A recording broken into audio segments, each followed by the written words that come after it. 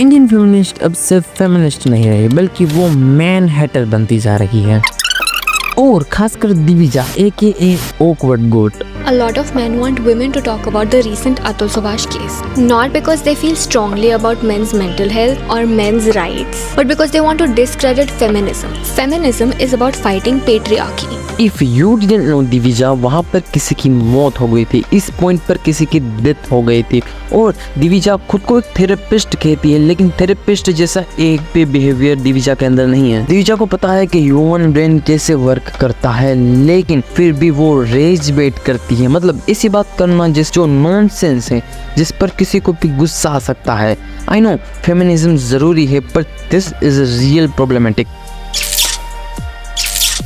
तो फेमिनिज्म का मतलब है फीमेल को मेल के सेम लेवल पर ले आए। जॉब पर मिलने वाली सैलरी से लेकर जॉब पर मिलने वाला वर्क तक सेम होना चाहिए। Feminism is a fight against who never believe freedom of females. But आजकल की फेमिनिस्ट जो कर रही है वो Also used to cringe at that word, but now it makes me feel nothing. You see, men call me that every single day in my comments. It's just a word now. तो देखिए दिविजा जी जो आपको comment करता है, इसका मतलब ये नहीं है कि पूरी दुनिया ही ऐसी है। अगर आपको एक कलर का चश्मा पहना दिया जाए तो आप दुनिया को उसी कलर में देखने लगेंगे। एंड वी नो अबाउट कि इंडिया के कई सारे मेंस वुमेन को एक ऑब्जेक्ट की तरह देखते हैं, लेकिन पूरा इंडिया तो ऐसा नहीं है ना। एंड अगर दिविजा जी आपके कमेंट सेक्शन में कोई आर वर्ड कमेंट भी करता है तो आप साइबर कंप्लेन भी कर सकते हैं। इफ आपको पता ना हो तो मैं बता दूं, लेकिन आपने एक मोमेंट स्टार्ट कर दिया जिसको माइनर लड़की भी फॉलो करती है। आप तो माइनर लड़की से बड़ी हो ना, तो आपको पता होना चाहिए कि माइनर लड़की के दिमाग पर ये सब कितना असर करने लगेगा। आपको उस पर प्राउड नहीं करना चाहिए। आपको ये पता होना चाहिए कि इस मोमेंट से माइनर लड़की के माइंड पर क्या होने लगेगा। और इसमें दिविजा जी को क्या लगता है कि वो सिर्फ इंडिया की एक लौती ही फेमिनिस्ट है, लेकिन उनसे भी पहले कई सारी फेमिनिस्ट रह चुकी हैं और उनके टाइम पर भी आर वर्ड कॉमन था, फिर भी उन्होंने नॉर्मलाइज तो नहीं किया। हे भगवान, ये क्या दिन देखने पड़ रहे हैं।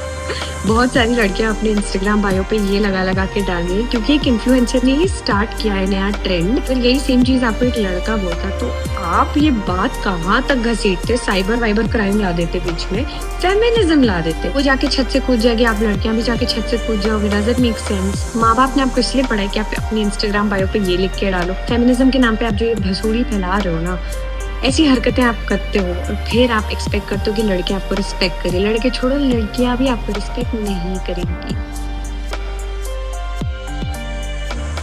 रियल इंडियन फेमिनिस्ट जैसे सावित्रीबाई फुले वह मेंस के बारे में सोचती थी कि मेन और फीमेल दोनों साथ मिलकर इंडिया को आगे ले जा सकते हैं। सावित्रीबाई फुले सोचती थी कि महिला और पुरुष एक दूसरे की साथ में मिलकर मदद कर सकते हैं। और उस टाइम पर भी सावित्रीबाई फुले ने कभी भी awkward goat की तरह ऐसे कंट्रोवर्शियल बयान नहीं दिए थे। और उस टाइम पर कई सारी फीमेल्स थी जो फेमिनिज्म को सपोर्ट करती थी, और बहुत सारे मेल भी थे जो फेमिनिज्म को सपोर्ट करते थे। और उनमें से भी एक मेल फेमिनिस्ट थे जिनका नाम था राजा राम मोहन राय, जिन्होंने सती प्रथा को बंद करवाने में बहुत ही मदद की। और अगर इनडायरेक्टली कहे तो राजा राम मोहन राय इंडिया के फर्स्ट मेल फेमिनिस्ट थे। करंट इंडियन फेमिनिस्ट जैसे दिविजा जी और ऐसी कई फेमिनिस्ट सवाल तो उठाती है, लेकिन ढंग के मुद्दों पर नहीं। वो कहती है कि इंडिया में हर फैमिली अपनी लड़की के लिए आर वर्ड यूज करता है। हर घर रियली नहीं, हर कोई अपनी लड़की के लिए आर वर्ड यूज नहीं करता। आपको लगता है तो सिर्फ आपका वहम है, लेकिन आर वर्ड एक ऐसा वर्ड है जिससे खराब से खराब व्यक्ति भी अपनी लड़की के लिए यूज नहीं करता है और ना ही करेंगे। और जो आपके कमेंट सेक्शन में जो कमेंट करते हैं आर वर्ड, उनकी एज है 16 से लेकर 20 साल तक। और कुछ बड़े अडल्ट भी कमेंट करते हैं जिनकी मेंटल थिंकिंग सीरियसली बैकवर्ड है। और तो और अगर कोई आपके कमेंट सेक्शन में या आपके डीएम में या आपको कोई रूबरू आर वर्ड बुला रहा है तो आप उन पर केस भी कर सकते हैं। सीधा पूरे मर्द समाज को ब्लेम नहीं कर सकते। इंडियन फेमिनिस्ट में से आधी फेमिनिस्ट सिर्फ और सिर्फ फॉलोअर्स और व्यूज के लिए रेज वेटिंग करती है, और उनमें से है दिविजा और उनकी फ्रेंड मुस्कान।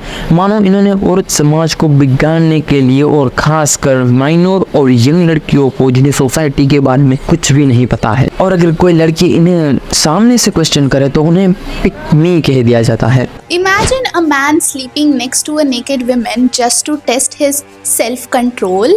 आपको पता है गांधी जी झूठी मीडिया भी पिया करते थे, इसको मैं भी कुछ भी बोल के उसके पीछे फैक्ट लगा सकता हूँ। Was Mahatma Gandhi. Yes, the man India honors as the father of nation. But Gandhi held deeply regressive views about women. Gandhi ji father of nation इसीलिए कहा जाता था क्योंकि उन्होंने देश को आज़ाद करने के लिए अपनी लाइफ दे दी थी, और गांधी जी भी एक फेमिनिस्ट थे। उन्होंने सती प्रथा को रोकने के लिए और विडो रीमैरिज के लिए आवाज़ उठाई थी। देखो भाई, फेमिनिज्म बहुत ही इंपॉर्टेंट चीज़ है, बट फेमिनिज्म के चक्कर में मैन हेडिंग करना जस्टिफाई नहीं है। आधे फेमिनिस्ट को सिर्फ फेमिनिस्ट का मतलब ही नहीं पता है। अगर आप किसी फेमिनिस्ट को सपोर्ट करते हैं वो आपकी पर्सनल चॉइस है, लेकिन आपने कभी देखा है आपकी फेवरेट फेमिनिज्म ने कभी लोअर कास्ट लड़की का जब यूपी में रेप हो गया था उसके खिलाफ आवाज उठाई थी? क्या आपकी फेवरेट फेमिनिज्म ने कभी कोलकाता में जो रेप हुआ उनके खिलाफ आवाज उठाई थी?